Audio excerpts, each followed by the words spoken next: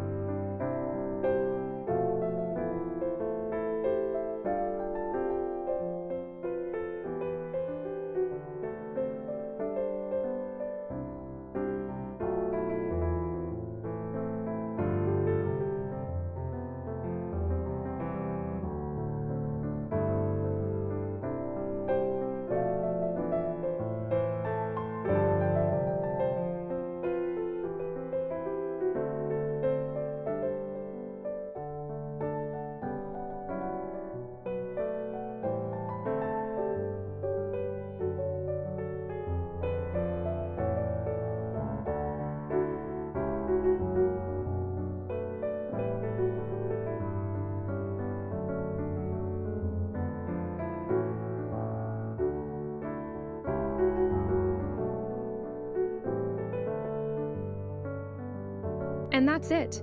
With this method, you'll create a unique illustration every time. I hope you enjoyed the process and thank you for watching. See you in the next video.